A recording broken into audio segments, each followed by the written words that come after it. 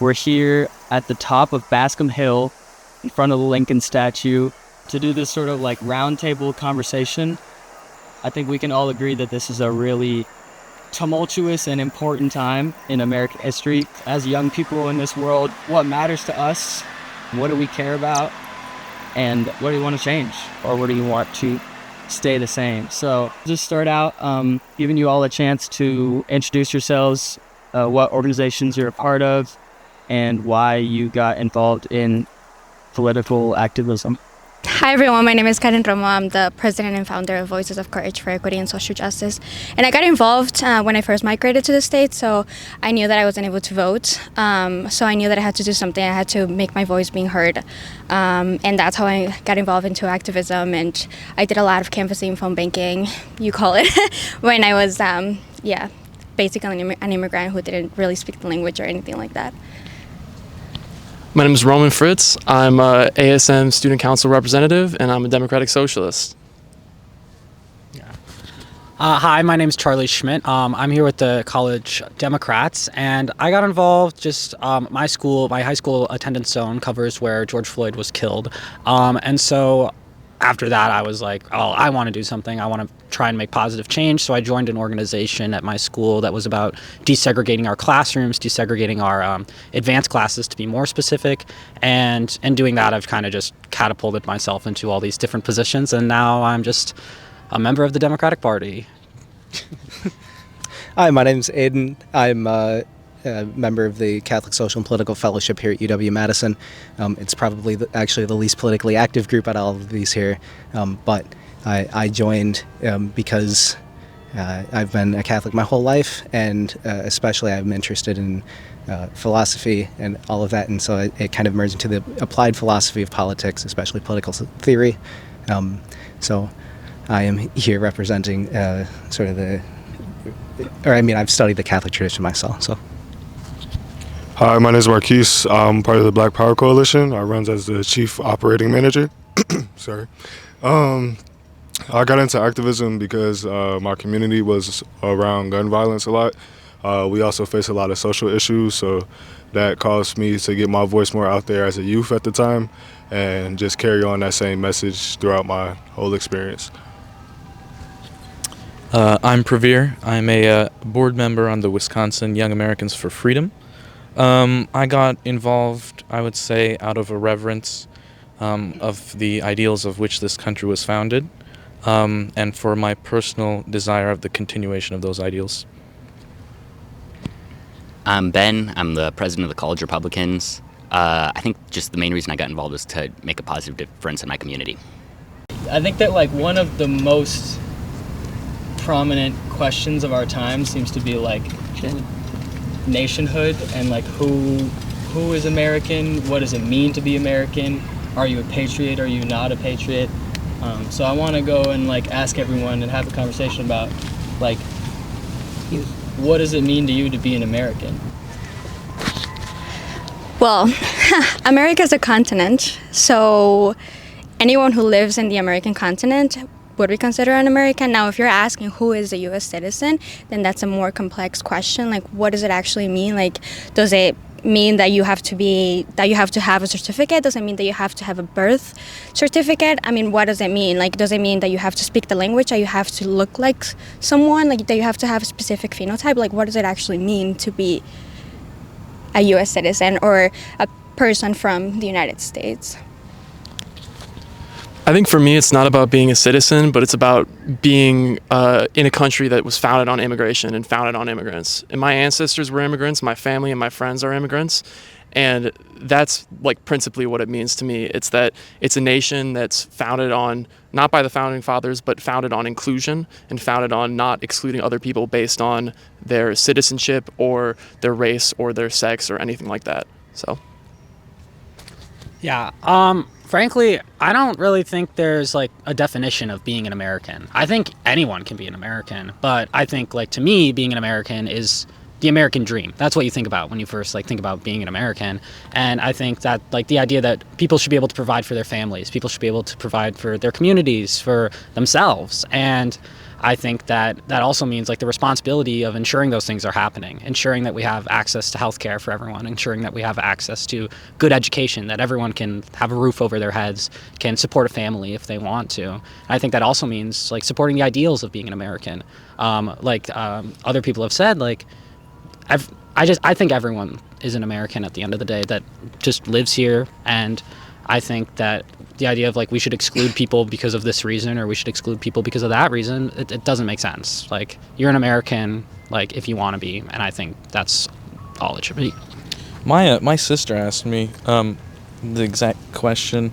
If I could pull up my answer, because I thought I gave a good one, I will do that. And I wrote, our shared goal and vision for a better tomorrow, defined by the characteristics of life, liberty, and the pursuit of happiness for all those who dare to dream, to pursue them, and be the best possible versions of themselves they can be.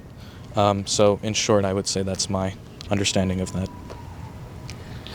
Yeah, I think that there's probably two ways you can ask the question. I think that Praveer provides a pretty good answer for like what the responsibilities of an American are and what that means. But I think that just like if your random person comes up on the street and says like, how would you define an American? It's just a legal United States citizen. First of all, does anybody have anything that they wanted to respond to anyone else?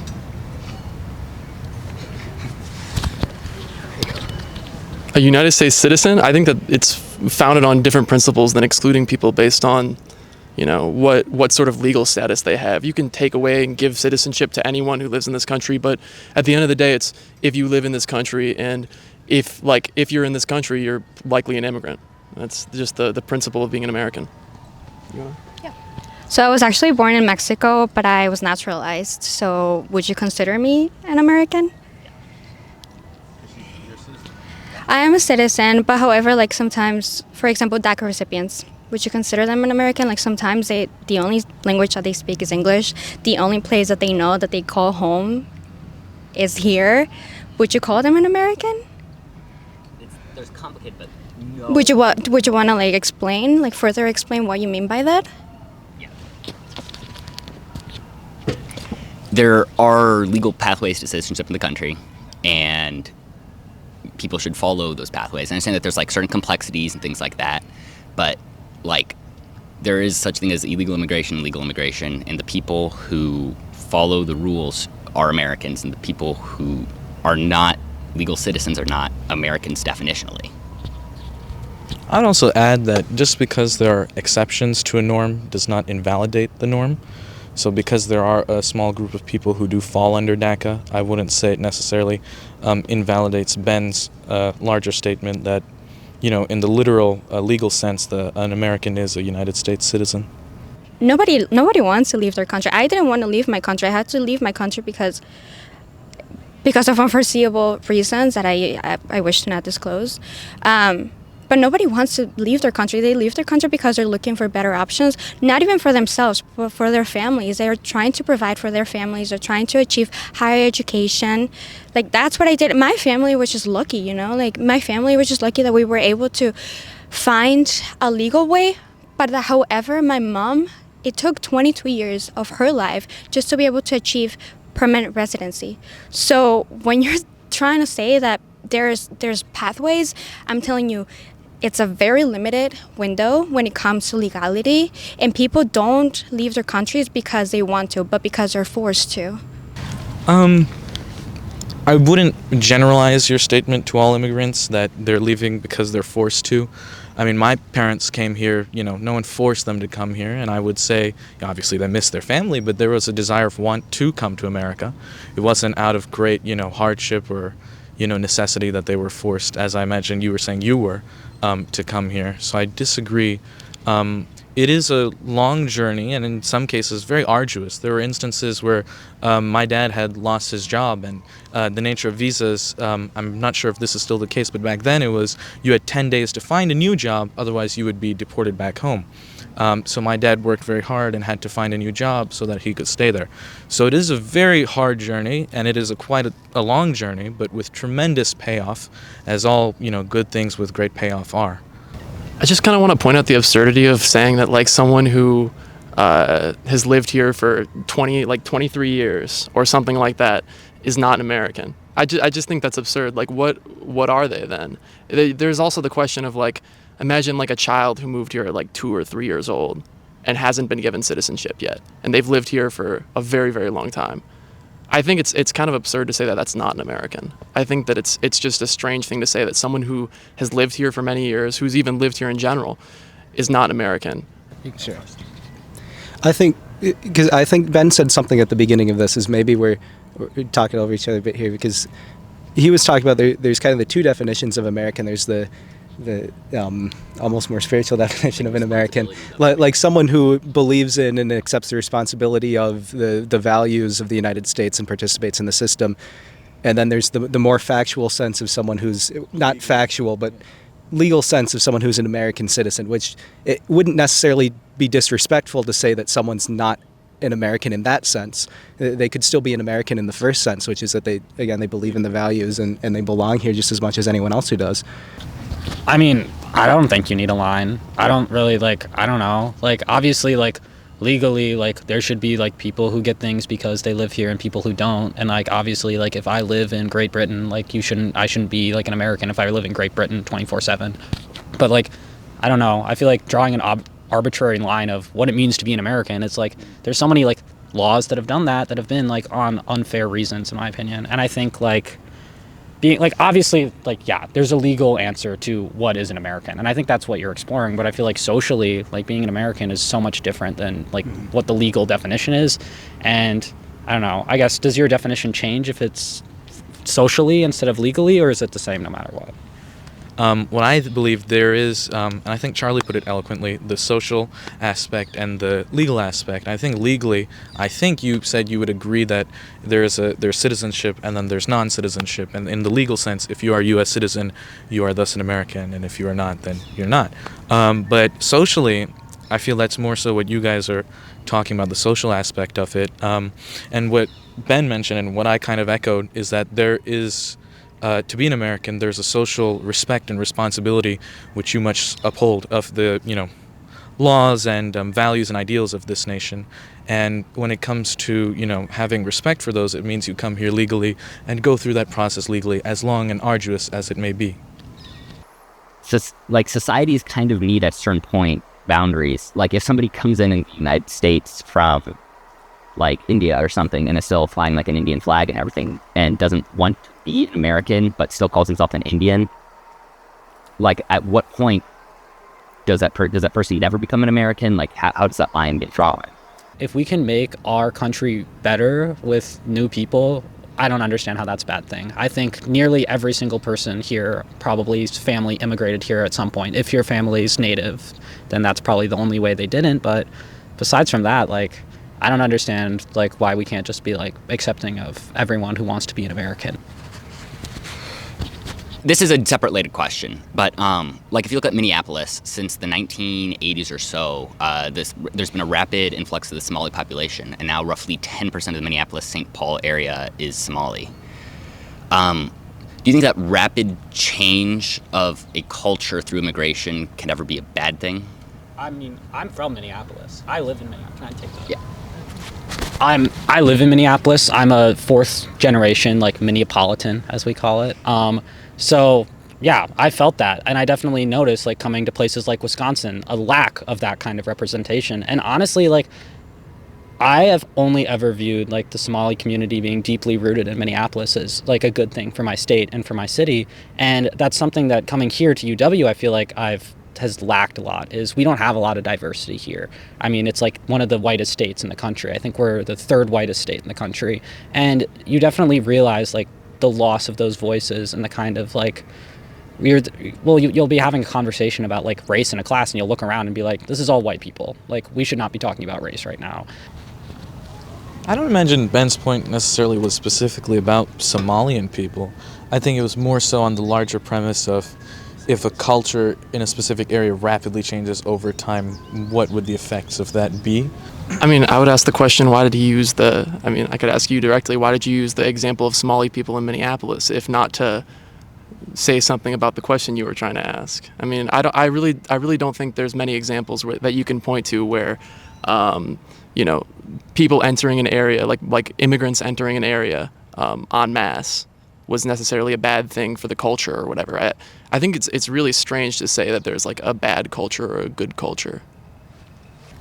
If a bunch of people from Amsterdam moved here today, I think it would be a bad move for our culture, because I think that where you have like a super secular, liberal, Northern European culture. So if you're trying to say it's a race thing, it's not. I think it's just fundamentally like rapid cultural change, no matter where it's coming from, I think could be a bad thing. I think that there is such thing as positive cultural exchange, but I think that isn't necessarily true.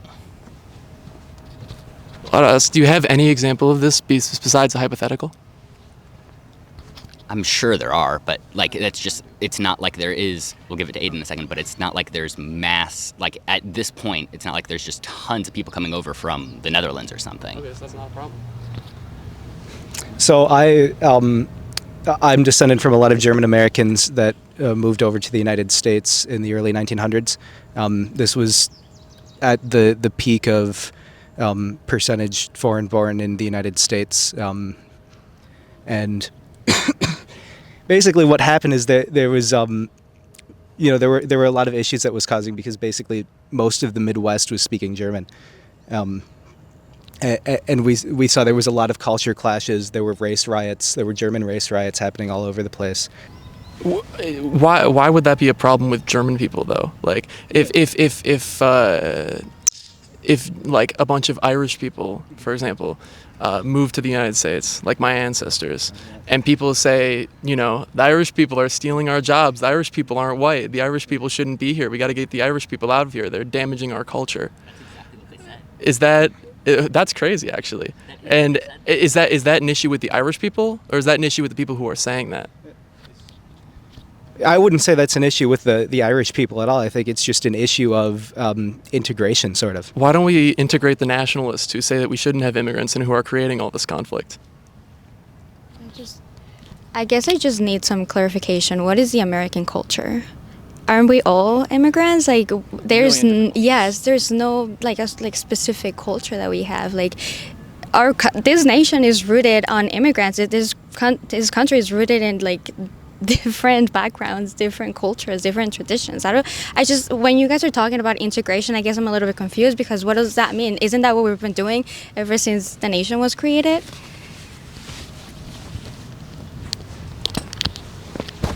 Does any culture exist then? Like if you're not, like, I'd say that there's certain aspects of distinct Americanism. Like, I would say that like Protestantism is probably deeply rooted in American culture.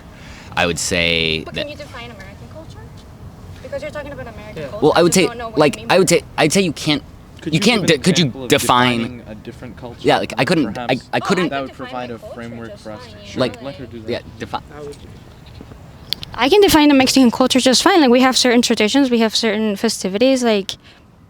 Traditions and festivities. I mean, I don't know. Like, Thanksgiving is a tradition and festivity that is inherently American. And there are more countless others. 4th of July.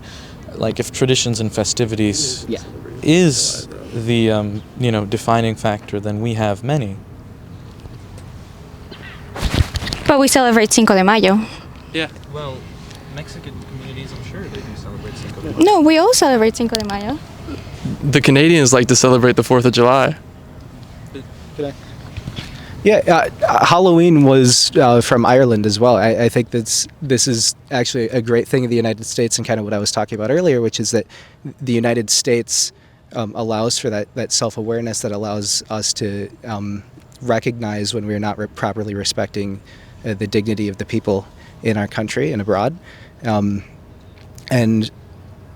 that process takes time.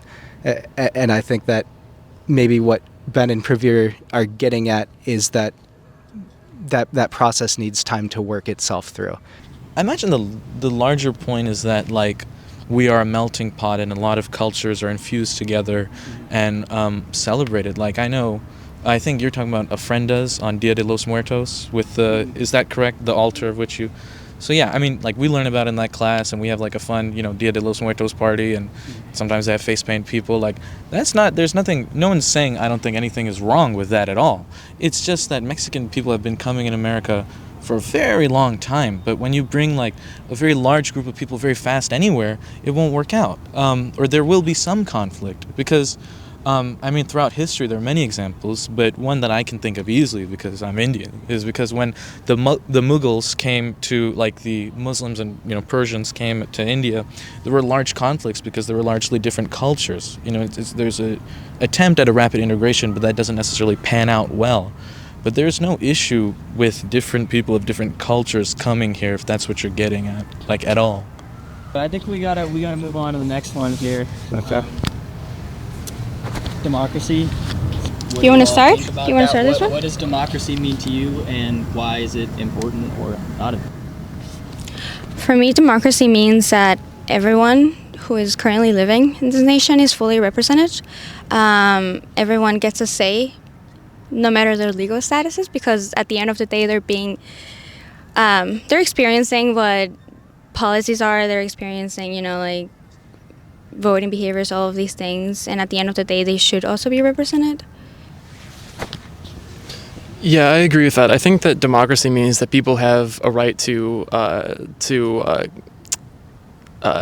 decide the decisions that affect them, and I think that democracy also, on top of that, means that people get to choose. People get to choose to give themselves dignity, and people get to realize their right to dignity. And rich and powerful people don't have any more of a say than average people. And I think that that's what democracy is all about. It's no one is above the law.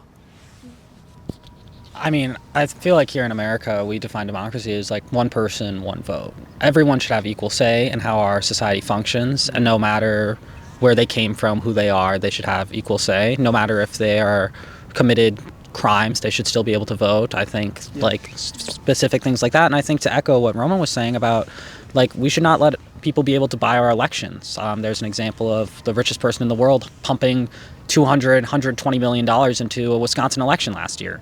And he lost because the people are more powerful than money. But at the end of the day, like, decisions like Citizens United are ruining our democracy. And I think we have to work to preserve that. And we have to do it through people. And I think most people agree Citizens United is a bad thing. But I don't think corporations and money are the same as people. And I don't think we should ever allow our society to accept that those are the same thing, because they're not. True. I would say in the American context, democracy looks like what I was talking about earlier, which is that process of self-awareness, of the recognition of the human dignity of the other, which at different times in our history has looked differently. Like originally it was only, white land-owning men in certain areas could vote, and we corrected that internally through those processes and through that self-awareness. And I would say that American democracy means allowing that to happen.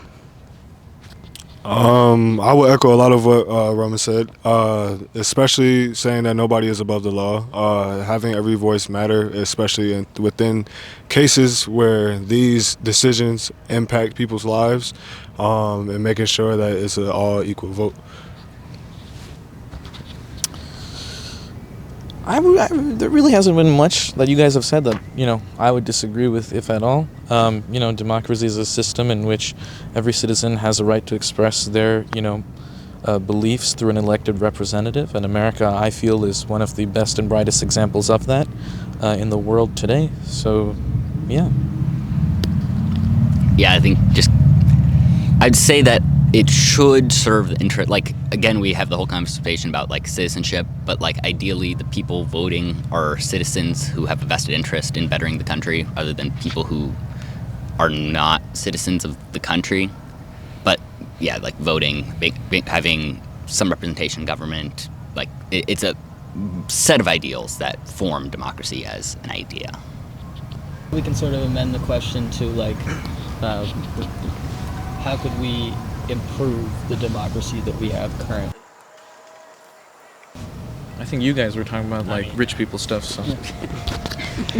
That's what I'm about. First thing, we need to overturn Citizens United. And obviously we can't. I think I think most people agree on that one. And I think, like, obviously, like, the people on the Supreme Court right now aren't going to overturn Citizens United. But I think that in the coming years, that's something we really need to work on, is because at the end of the day, like, money should not be able to buy power in America. Money shouldn't be able to buy power anywhere, but we don't have control over the world. We have control over here. And the idea that we live in this like free society where anyone can be anything, but then the richest among us are the ones deciding our elections. It's not fair. It's not democratic. It's not a democracy. And there's a reason that the United States has become on the, I don't know what the world rankings are called, but we keep shifting more and more authoritarian because there's money in our politics, because people aren't the ones making the decisions. Money is. And I think that the more that happens, the weaker our democracy gets, and we need to end Citizens United. If I may, I think you made a point about how rich people were deciding elections. I would alter the wording of that slightly to the sense that rich people do have a very strong influence in our elections, but at the end of the day, you shouldn't take away responsibility from the people who, at the end of the day, are deciding and making their own decisions in the polling booths. That does decide the direction of the country. And then, with the whole Citizens United thing, money does play a very strong hand in our politics on both sides, and that's something that should definitely be looked into. I think another issue is corporations and also just special interest groups in general in politics. A lot of like billionaires aren't always directly funding elections and buying elections. It's a lot of the time it's through PACs and through super PACs, through PACs like AIPAC and through Big Oil and through Pro-Israel, and a lot of different outlets are buying elections and funding elections and changing policy for Congress people on certain things, the housing lobby. Just a lot of different like corporations and PACs and super PACs, which is the issue with Citizens United that we created. Super PACs are buying our elections, and I think that's a principally bad thing as well. Let's get into crime a little bit and how we deal with crime. So I think right now we have National Guard was sent to D.C. to deal with crime, and Trump is saying he might send it other places. I guess the question is, like, do you solve crime with more arrests and more force, or do we need more sort of like social justice systems reform of like jail and things like that? Like which sort of end of the spectrum are you? If we're talking about like the National Guard in D.C., I mean, they're doing a great job picking up trash. They're doing a great job getting the ambulance to like 19-year-old college girls who are a little too drunk. They're not really doing much. They're not doing much to address crime, and I think as far as that's concerned, I don't really think that's doing anything. I really just don't think that's the solution. Yeah, I would say certainly the system as it's set up now, I feel like as the federal government has certainly, and state governments as well, have gained more control over how local police forces operate, and as well as just cooperation between different prison systems. We've tended to see that people are treated sort of as numbers more than as people. I would say I think you could realistically and maybe should do both in communities that are more prone to this type of crime or everything, or or young children are exposed to those things. I would say institute social programs to provide better education, and that education would open up more opportunities to those people where they aren't trapped in a world where crime or things that aren't that great for them are the only route to making it. And then on a larger, broader sense, you pursue more harsher penalties for people who would do, violent crimes like murder and rape and all those things that are so horrible and evil. Like I said in the beginning, I got introduced into activism because I was a youth activist in Chicago, and my community was revolved around crime a lot. I observed a lot that cracking down on crime and bringing more law enforcement into communities only caused for more violence to come about. And so, for an example, my sophomore year of high school, there was a shooting downtown, and immediately after, the mayor had put down a curfew. Those restrictions aren't going to just automatically apply to youth, because it's only going to cause them to be more frustrated with law enforcement and have these negative views. And then we also have to think about, speaking of negative views, like what we see on social media. social media is a high thing that everybody uses, and that's how you push out most engagement and most like political viewpoints and viewpoints on law enforcement. So I feel like the crackdown on law enforcement only causes for there to be more disconnect between like law and the community. I would say the crackdown on law enforcement can go both ways. Like, and I'm not particularly addressing anything you said, but like, yes, there can be a bit of more of a crackdown on, you know, the general populace and civilians. But I feel largely that we should have more training for officers. I think the norm is like 6 months, which I don't necessarily feel is enough. Like, I feel like they should be much more well-equipped, much more well-trained, much fitter, much more, you know, privy to dangerous situations, or at least aware of how to handle themselves. Because that's, you know, at the end of the day, everyone's human, and if you put someone in a situation where they feel their life is at danger, they might make rash decisions that puts everyone's life at danger. So that would be my deeper explanation of what I meant by crackdown. I think that can go both ways. My bad. But just to add to that, like I agree. I would say it also needs to be an importance on where we're putting specific officers, because we have people in these departments who go into these communities where they have never been, and they're only there when they're in a police mindset. And so thinking in the perspective of a police officer, they're always thinking that their life is at risk. And so if you're knowing you're working in a community where it's a high like violence community, and you have no experience, you're not connected with the people who live in those communities, they're only to think something negative about you, because it's a negative perspective on both ends. Maybe a better solution than to just keep increasing the funds blindly to police is to build alternatives to policing and build, like, police are doing all this stuff for like traffic, especially in Wisconsin. You know, they're sitting on the side of the road all day waiting for somebody to speed. It's like, that's not like a violent offender. We can have a department of like the Department of Transportation can deal with this, like mental health issues. Police aren't trained to deal with mental health issues, and it's putting a ton of strain on police departments that we're causing them to deal with stuff like this. And so we need alternatives to policing as well, because otherwise police aren't going to be able to do their job. To circle back to the original question, I think that you can solve crimes with social programs, and I think we've seen that demonstrated across America. If you look at Baltimore, for example, the mayor of Baltimore has instituted a lot of programs that are directed towards youth, that are directed towards just like third community spaces for youth. So like different programs going on at parks, different programs going on around at schools to make sure like kids are involved in something that's like helpful for their development, that's like keeping them maybe away from more dangerous situations that could be occurring where they live or where they're from. And that has significantly decreased crime in Baltimore. I don't know the exact stat, but I believe it's about halved the crime rate in Baltimore since the mayor has started instituting those policies. And I think those are exactly the kind of policies we need to see across the country in every city and state. And I also think that harsher punishments have never worked better. I think we look back towards like the Biden crime bill, the 1994 crime bill, or even like the war on drugs. Mandatory minimums never caused any good in this country. Making people do a certain sentence because they had this amount of drug is ridiculous.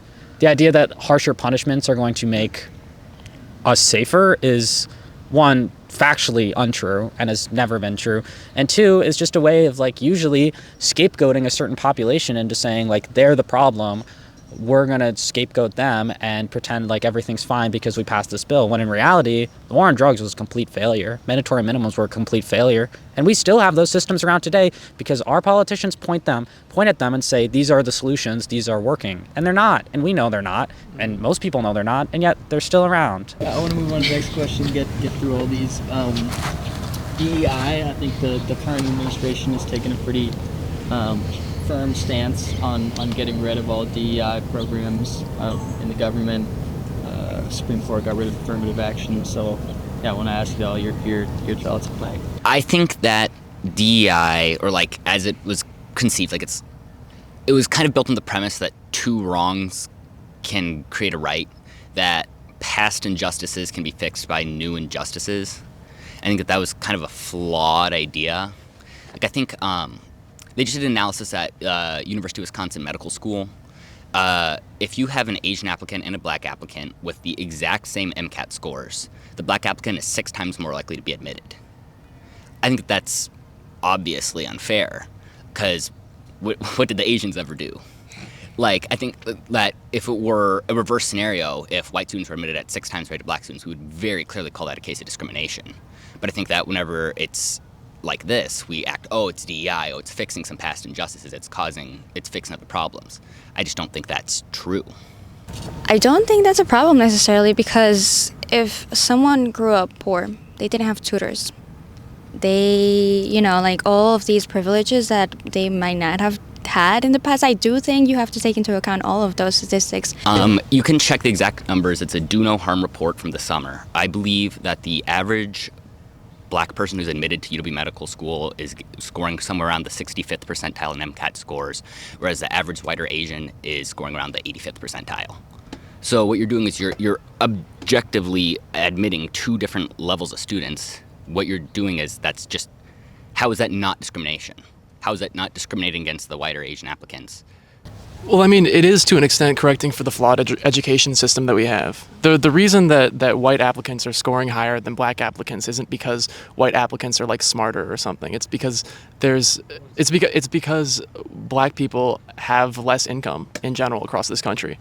And when you have less income in a community, the way that our education system is set up is that your school gets less funding. And so, like, white people just by default in this country in general get better education, get better K through 12 than black people. And I mean, maybe it's not the most ideal solution. We should reform our education system and correct the educational gaps and barriers. But if we're not going to do that, we might as well do DEI. I don't think the solution is spending a bunch of more money and having different, requirements for different races. I don't think that's the solution. Like, I went to public schools, right? And there's a lot of people. So I'm from South Carolina. So there's a disparity of people who come to public schools. There are a lot of people who are quite poor, and there are a lot of people who are middle class and upper middle class. And the reason why I found my black classmates weren't able to perform at a higher level education isn't because they're dumb or like inherently mentally worse off or anything. It's their family situations contrived them to not be able to focus on their academics as much as I was able to, or maybe other white or Asian classmates were. I had a friend growing up, he would tell us stories. This is like when he's 8 or 9 years old. Like, his grandmother, I believe, was shot in a drive-by shooting, and died, and he had to experience that as a child. So it's not like the school is not teaching everyone the same thing, or different schools have a great discrepancy in what they're educating. It's an outside of school problem, and that's what we should try and fix with different social programs that can protect people in those impoverished areas and educate them and have like less of those scenarios pop up. I get what you're saying, but I kind of disagree. Like, you're pointing it more to an outside thing where it kind of sounded like it's a community issue, where I don't want us to take away from the fact that there are public schools who don't get the funding to have the proper education. Like, there are some schools who have books that are old, really old, and have misinformation in it. My school was an example of that. Like, we had history books that taught the wrong history. And so it's like, there's these schools out there who don't have that access or don't have that funding to have the same education experience as some private institutions may have. But to say that it's like more so a community thing, like, it can be, yeah, because your community, if it's violent, if it has a lot of issues to it, can play a part and deteriorating you from your education pathway. But I don't think we should actually take away from the fact that there are schools that don't get that funding. I think that's literally exactly my point. There are schools in which the primary issue is that they don't get funding, and they have old books and things like that. And then there are places in schools where there is a huge outside of school problem. So the solution isn't to take the solution that I would apply to either one of these problems and blanket it and apply it to the whole country. The solution is to focus and target which place needs which solution. And in that context, not only do you save a lot of taxpayer money because you're able to allocate it specifically for what is needed, but you also greatly, solve those problems and help those communities on a much higher level than trying to apply that solution everywhere. In terms of DEI, DEI exists because racial inequity still exists in America. It's not like the end of segregation meant that racism is suddenly gone. Racism still exists, and I feel like it's our job to make sure that we can address that in whatever ways possible, and I think that's what DEI does. Adding diversity into our discussions isn't weakening them, it's strengthening them. And if you're in an institution that's entirely white versus an institution that's diverse, the diverse institution is going to perform better, because people perform better when they're around diverse voices, diverse opinions, diverse experiences. And I think that's exactly what DEI advocates for in our society, and exactly why we should be fighting for it. And I think that it's a shame that our university doesn't have a backbone and won't fight the Trump administration against removing DEI protections. I think we're framing the problem entirely wrong. The problem isn't that there's not enough minorities in places that require high qualifications.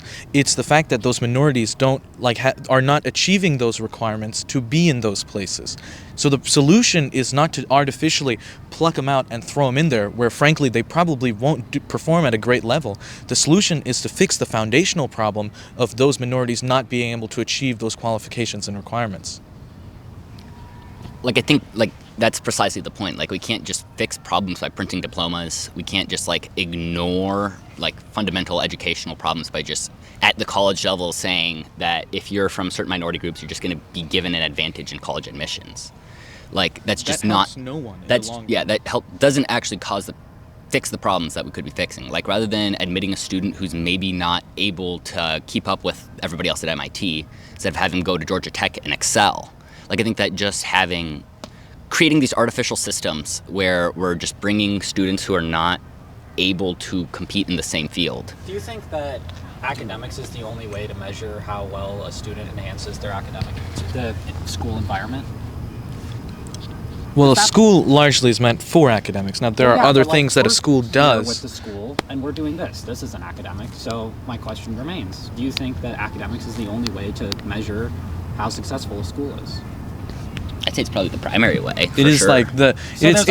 It's like if I said, is the purpose of a basketball, if I'm the owner of the Lakers, am I gonna, my primary focus is how good the guy can play basketball. Whether if he's a good teammate or a bad teammate, that is a contributing factor. But the primary requirement, the base level requirement, is that he's really freaking good at basketball. And if we can't meet that requirement, it doesn't matter how nice I am, LeBron's not gonna want me passing the ball to him. That's just how it works. School and basketball. It is a bit of an analogy, yes, but the point remains. But I'm saying, if there's other ways to measure how successful an institution is that isn't academics, then why are we only institution? Well, yeah, but we do other things. You do Young American for Freedom. You do College Republicans. There's a reason, and that's good for the campus. That's great for the campus. It makes people feel included. It makes people feel involved. So why can't we do that for DEI? Why can't we make people feel included by actually admitting black students and not just not admitting any? Why are we not that's how we address racial inequity, is equity. Yes, there's going to be divisions, but that's how that's definitionally how equity works. So at the end of the day, this shouldn't be all about academics or how well you can perform on a test, because I don't think that's what should define a person. And I don't know why a test score should decide whether you should get into a university or not. Then I don't think the problem or the solution is addressing racial inequality. It's solving the racial inequality in the first place. We should be striving for a place where we don't necessarily have that, and the way to do that is fixing it at a foundational level instead of trying to do it once it's already happened. Where do you fix, there's not a magic button that fixes racism. Right, there's not a magic button for anything anywhere, but there are solutions that you can apply that would greatly help. Is this not a solution that we can apply that greatly But helps? you're solving the problem way after it's already happened, when the guy doesn't have the qualifications to even go in the thing. Way after it already happened? Yeah, but I'm saying... Nobody's arguing that there is not a racial achievement gap. Nobody is saying that doesn't exist. What we're saying is that you can't fix it at the point when people are already in college. We have to be working on building it from the bottom. So if you're in college, you're just screwed. Sorry, we failed. No, but so why should a black student who's graduated college be still given special preferential treatment when applying for medical school? Because racial inequality still exists. For college students. We solve racial divisions in America by constantly pointing at them and constantly saying, oh, this group defined are going to do this for, and this group broadly defined are going to do this for, and this group broadly defined are going to do this for? Or are you going to try to solve the problem by kind of throwing them all in a pool and say, let's... I think you're going to solve it by doing whatever you can. I think we have so many racial inequities in America. There's not a solution right now. Like, I can't think of a solution to racism in America. I don't think anyone here can, because there's not like a grand be-all solution. The solution is don't be racist. But besides that, it's like we're trying our best. And I think that not trying is just not worth it. Yeah, don't want to drag Sean too long here, so I want to ask y'all, like, is there anything that we haven't gotten into yet that, like, you as young people, when you look at this country and you look at, like, the next 5-10 years, like, you really think we need to change or we need to protect? I kind of want to answer your question just with like leading off that last conversation as well. I think we were jumping around a lot of topics, but we forgot about the definition of equity and just general DEI. Like, it's just, we talked a lot about a theme of equality, and I just wanted to say, like, equality versus equity is completely two different like things. Like, there are going to be things that people of one class is going to need that another class will not need because they already have that access to it. Like, and I feel like that's something that people need to be educated on just in this country overall, because we run into so many arguments where it's like, well, you have this and I don't have this, so that doesn't make it fair. But it's like, if a person is not in need of those things that are given to them, it shouldn't be an argument of itself. And I do want to talk about financial aid, especially in higher education. So I can put myself like out there. Like, if I didn't have financial aid, I probably wouldn't even be able to achieve higher education. So I feel like that's something else that has to do with DEI. Not a lot of people have the access to certain resources or have the access to applying for loans. For instance, I was a permanent resident. I wasn't able to apply to many loans because I wasn't a citizen. So I feel like that's something that is not talked enough. I mean, what are we going to do? Like, how are we going to achieve the higher education, especially in minorities? Like, how are we going to get to that foundation when we can't even give enough funding to people who are trying to achieve higher education, who are trying to achieve a better life? You stand up.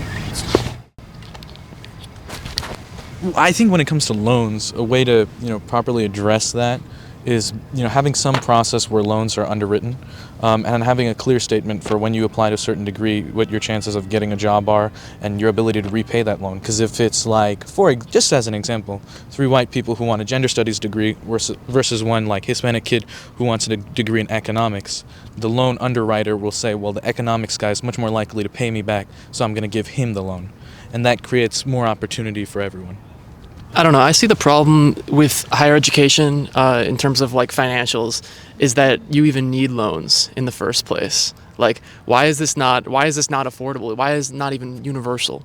Why is college something that people aren't entitled to? People are entitled to a terrific education, and it makes them better citizens, like we were saying. And I just think that it's strange that we even have to desperately like earn money and take out loans and get scholarships in order to even pay for education. I think that's just crazy. Student loans being so expensive, yeah, I think that's a big problem, but I think largely, if you look historically, it's a problem that's been caused by the government, writing student loans, because the college knows it's the government paying them. They're going to get the money at the end of the day. It's not their problem. Prior to there being student loans, before I think 1965 is when student loans were passed through Congress, and that really became a big thing. You were able to own a house, a car, and send a kid to college all on one salary. Now most people's both parents work jobs, they themselves work jobs, and are barely able to scrape by. So I think that's a much larger and broader issue than just what we're going at here. I think if you have to, if you're excluded from college based on your means to pay, that means that only rich people can go to college. Like, the richest people will be able to go to college if we just don't if we don't have something like student loans or scholarships. And so like I think the principle is that richer people aren't more entitled to education than poorer people. My question, just like as a practical matter, like, would you want 4-year institutions to just all be free, or just like public universities? Public. So then just the question is that then at that point, why not make all master's degree programs and law school and medical school, all that free as well? I honestly don't have an opinion. Probably, yeah. Because then I think that just as a practical matter, where is that money going to come from? Where do you draw the line? Same as any So- other But public I feel like that so much of the is just like rich people are always going to be able to buy more things and do more things, and then it's a natural conclusion of like, oh, higher education is something that's more accessible by rich people, but so is nicer cars and bigger houses and things like that. So you're just going to naturally keep reaching more to just like, oh, since it's inequitable, we have to fix it. We just have to steamroll it, make everybody the exact same income, exact same everything. Like I think that's just the natural logical conclusion of just saying that this is expensive, so it should be free. I don't think we're saying that rich people that we should just make everyone poor, or like that we should make everyone rich. It's like, because we can't do that. Like there's not a click button that you can just like fix everything right away. It's more so like the ability of compensating that loss that is still in society, and that's why affirmative action, DEI, like all these programs are so important, because there's an unfair treatment to a certain population. There is an imbalance in certain population, and that's why it's important to have these types of programs. You hear so much about the division in this country, and like you can feel like the animosity and certainly between politicians, that level of hatred, and then yet you can like still have a discussion like this with people from all different sides of the aisle. Like, can we still work together? Yeah.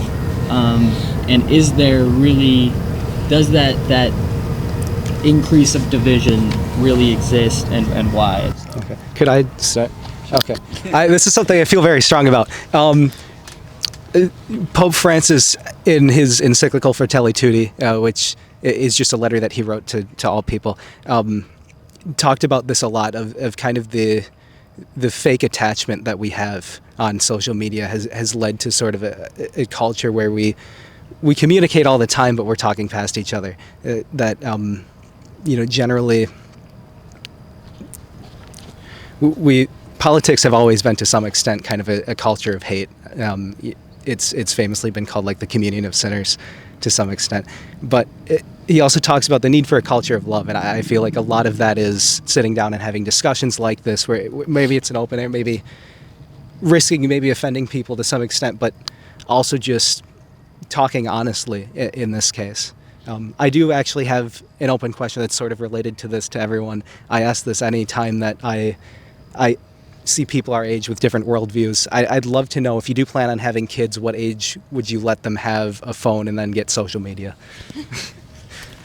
I can start actually here. Oh yeah. I do want to know. I would say either like between maybe 16 and 18 would be me. Okay. Yeah. Well, to answer the first question, I like getting involved in things like this. I think like we agree on 95% of the issues, and obviously like we'll be a little mean to each other because it's like we disagree a lot. Sorry, you guys. But like at the end of the day, like the college Democrats and college Republicans on 9/11, we're going to be laying out a bunch of American flags to represent those who died during 9/11 as a never forget ceremony, right? Like there's things we agree on and we get together with. When I first came to Madison, I went to a college Republicans meeting because I think it's important to hear those different viewpoints and to like talk it through with other people. And I think that's exactly why we have this conversation, is because conversations like this are what enrich our academic environment, or what enrich us as people, and that's exactly why they need to happen. And then to answer the second question, I don't actually know. I feel like I got social media at like 14, and I feel like I'm pretty good. So I feel like I'd say 14, but I feel like I wouldn't give them a phone until they're like 13, 14, maybe even just everything at once, but that might be too much. I don't know. That's a big question. Are we fine going this way? Yeah. Sure. Okay. I don't know. I think that politics is war without violence, and war is politics with violence. And I think that naturally, where you're going to get with the practice of politics is resulting in violence. And at the end of the day, there's people who genuinely just don't think of other people as human, like of certain people as human. There's certain people who just think that people genuinely of a certain group should die or be killed. And I think that at the end of the day, you can't get over that. There's certain things that just fundamentally contradict. And I think that when you actually practicing politics, when you're a politician, like especially in Congress, I mean, what can there be but hatred towards the person who genuinely thinks that people should be killed because they are a certain color or a certain race? And I do love partaking in these types of conversations because I feel like at the end of the day, you only have your experiences, your own experiences. You don't necessarily know what the other person is going through.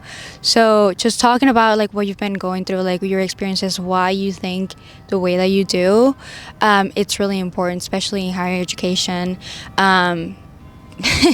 Whereas it is like with your family or with a group of leaders at UW Madison. So I feel like these types of conversations are always really important.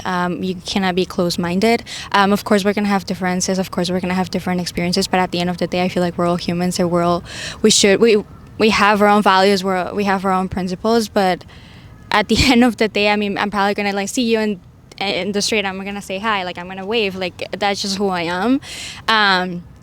And to answer your question,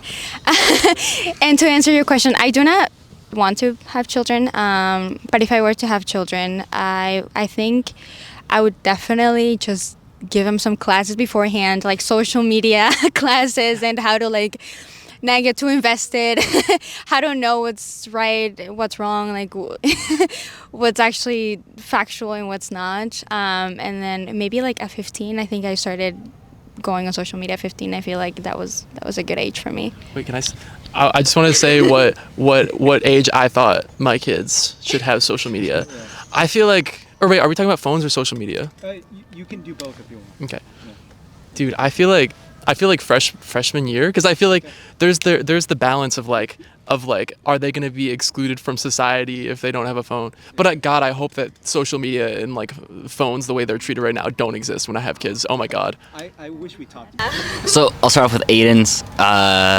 The kids can maybe have like a flip phone or something if they're still around, and then once they're 18, I'll let them get social media, but I'll harshly criticize them for doing so. Then I'm trying to think. I don't exactly remember what your question was, but I think just kind of the point is that, yeah, like I think online, what happens is that people find communities, but not real. They find communities based on ideologies rather than like where you're at. Because if you come in Madison and find a community, you're not gonna find tons of like integralists. There's a couple. Don't get me wrong. No, you're not. But you're not gonna find a bunch of them. You'll find a couple maybe. But online, you can find a community where there's 500 like Catholic dudes who think that the Pope is going to become the next president of the United States or something. And it creates this really false sense of what the real world is like. So I think that's what the big problem with social media is that whenever you're able to build community based on ideas strictly, it causes lots of problems. So I think that the big advice is touch grass. I think to answer Aiden's question about, I think part of the wonder of childhood is that you're friends with people, you interact with people with no strings attached. And I think social media introduces a lot of strings, and it degrades human interaction to these very superficial platitudes that, now I think one of you guys mentioned has transferred into politics, where politicians care more about, like quote tweeting someone's post with a gotcha, instead of having a nuanced discussion or dialogue about the issue at hand. But to answer Aiden's question, I'd probably agree with Aiden, like 16 to 18. I feel like that's when you're old enough, like you probably want to know what's happening on the internet and talk to your friends or whatever. Yeah, and I think to touch on one thing with politics, I would say I'd agree with what you guys said, not so much with Roman's cynical take. That was pretty dark, I won't lie. I think you are right. Of course there are bad people in the world, the racists, the murderers, all these horrible things. But I think the beauty of humanity is hope, and the hope that at the end of the day, all of us have the potential for good. And I think the wonder of politics, and what echoes in my mind is what President Kennedy said in the televised debate with Nixon, was, Vice President Nixon and I have the same goal. We simply have different means of getting there. We want to help the American people. It's just a matter of I want to go this way, he wants to go this way. And so long as our end goals are shared, I think we'll be just fine. Sorry, it's a little cold out here, so I'm losing my voice. To answer your question first, I don't know. I have a very different view. I I want my kids to have their own like viewpoint on a lot of things, but be able and be open to come to me about any advice. So with that, I want to give them a phone at an early age, like probably 12, and then social media probably 2 years later, just because like, to me, that's the real world. Like it's people posting their real intake and their real perspective on things, and that's how I was exposed to it. Like I said, I got into activism very early, and I was getting messages like threats from racist people. It's like those things happen, but I also don't want to take away from the positive transition that social media has brought on to a new generation. Like I have seen many people get like jobs from social media. So just not always having a negative viewpoint on how like social media can be bad. I feel like hopefully when I do have kids, like that social media has now brought more positivity. So you talked about not being so closed-minded. I feel like that's a heavy issue with people and their political opinion, is that when you have, and kind of intertwining this with social media, I heavily believe in algorithms. Like what you speak out and what you conversate about might show up on your feed, might show up on your social media page, just because like it's like you're speaking it out. You have that own belief, so you're going to see it. So I feel like with being open-minded to things, it gives you the opportunity to not only just educate others, but yourself as well. And I feel like that's how we can take away from the division as much, just being more open, being willing to learn about new perspectives overall. When we talk about like the people in Congress, like, do you think they can come together and have a conversation like this? Well, I think one, it's just like incentivized more, and a second, I think that like the outcome of this like last hashtag was like, oh, we all want the same end goal, but we just have different. Like, I don't think that's true. I don't think like it's not true that we objectively have like the same end goal for what we want. So I think that this is useful in a means of getting across the aisle, but I'm not going to change his mind on anything. He's not going to change my mind on anything. And if we were in Congress, we would be arguing like that. Yeah, true. Like, I think that's the fact of the matter. Yeah. I think it's honestly like we're not personally attacking each other either. It's like we're attacking the ideas, we're attacking our arguments, but we're not like going after each other. We're not like saying anything that's like blatantly racist, blatantly like anti-Semitic or anything. And I think that in our Congress, we witness a lot of that. We witness a lot of personal attacks. So it's just really hard to like even compare the two, because it's just two completely different things. And it's also like, when you're in Congress, you're elected by people to represent their values and to push their values, and that's all you do all day. It's politics is war, like what Roman was saying. And so when you're in a nonviolent war, obviously it's going to be a lot more confrontational when that's what you do every single day, all day, versus here, I think we have like lives outside of just political stuff. And we're not exercising politics right now. We're not actually doing the things we talk about. Like, if we were doing the things that we talked about, then it would actually get very personal very quickly, because the things that we do would affect each other in certain ways. And then that's when hatred starts coming up. And I think that that's naturally why politics is going to be polarized and going to be like full of animosity. When there's a lot of stuff happening, it's just naturally going to result in that. And it also has a lot to do with respect. I feel like all of us respect each other. Maybe we don't have the same ideologies, but we respect each other. I would like to think so. Whereas in Congress, I feel like that respect is fading away, and that's something that we also need to take into consideration. All right, cool. Thank you all for coming. Thank you. Thank you guys.